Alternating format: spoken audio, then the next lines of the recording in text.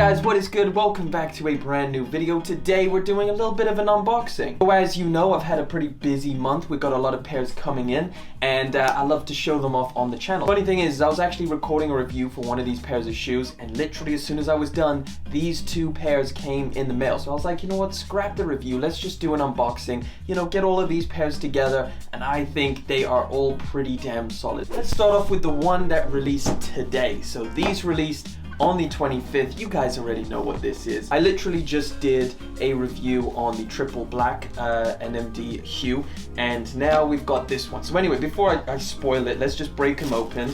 There they are. Yeah, this is the triple white NMD hue by Pharrell. Now these dropped today. I got them, I mean, what's really strange is I got them, I guess, kind of early. They dropped a few days before on Offspring here in the UK, and right now these are so easy to get. You can pick them up. I think even Adidas still has them in stock. If not on Adidas, I'm sure there's other retailers that have them in a full size run. I'm pretty sure I've seen plenty of them. But if you saw my review on the triple black pair, it's exactly the same. It's identical. I'm tempted to believe that the text is the same. However, I'm not too sure. If you guys can read it, or if you guys know what language and what it says, let me know down in the comments. But essentially, you're getting the same sock-like upper, still super stretchy, still the exact same construction, the boost midsole, except now it's coming in white.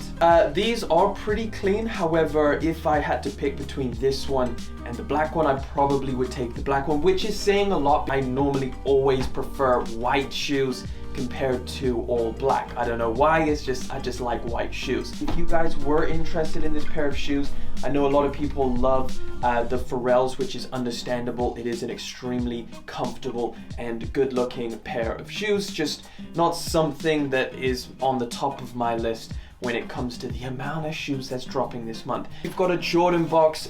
Quite a few of you may already know what this is. This is the Jordan 1 mid in this band colorway. These are actually in hand. Let me take this out so I can feel that leather. You gotta feel the toe box. It's okay, it's about average, nothing special. But again, you know, you're paying a little bit of a cut down price tag at £115, whereas the high top goes for 140. So of course, super nice colorway. This is a awesome colorway, the band colorway. It's a classic. This was actually on my top 10 underrated sneakers for 2020 list. I think this is very underrated. Right now, you can get this on the secondary market for about retail price. I do believe these are sold out, so you can't grab another pair, but this is by far one of my favorite mids to drop this year. And it's funny because I don't really know where people stand on mids. I've found a lot of people are just like, yeah, why not? I'll wear mids. They look cool, they look fine. If I can get them at a discounted price, I'm gonna rock them.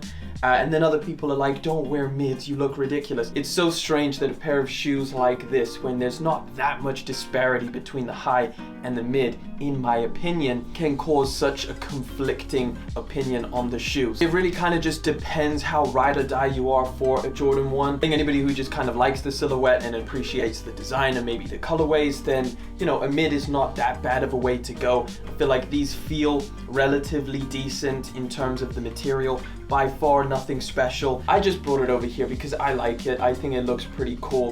This was just another pickup because I really wanted to see them in hand. This is a really, really solid colorway pair. Now, the next one, of course, is the one that I was in the middle of filming a review for, so we'll get into that one. So here we go, triple white box, and let's pop out the pair of shoes, the Vape Undefeated ZX 8000. Now this has so many really cool details about it and I am super excited to get into them. It did release on November the 20th and it retails at a pretty comfortable £110 or $140 if you're out in the US. The model itself, the Adidas ZX 1000, has actually remained relatively unchanged in terms of the actual construction. However, there's loads of collaborative details about this that just really make it stand out from the regular model. The upper is actually a mix of a nylon feeling material as well as plenty of different suede overlays. Now, wherever you find nylon on this shoe, you also find the very famous Vape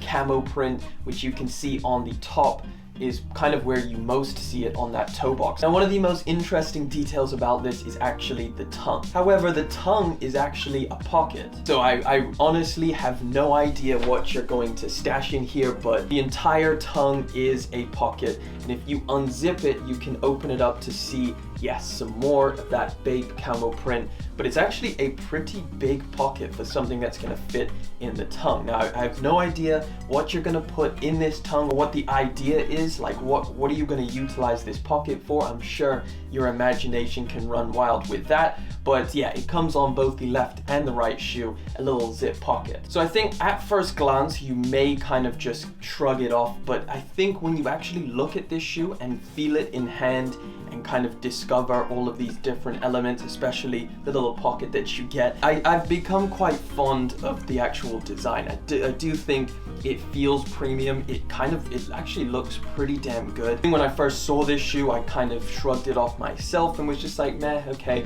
you know, I'm not really that interested. However, after actually getting it and you know, looking around the shoe, feeling it and trying it on, I think it is actually something that is quite surprisingly good. This fits me true to size, so that is what I would recommend. It's an average cushioning system, so nothing spectacular, but it is a relatively comfortable shoe. I quite like the way it feels underfoot. You guys remember back in the day when Bape was the craze and everybody wanted it. But either way, let me know what you guys think about the Bape Undefeated ZX 8000, and that about wraps it up. Thank you so much for liking, commenting, and of course subscribing, and joining me here yet again for another video. I'll catch you all in the next one, but until then.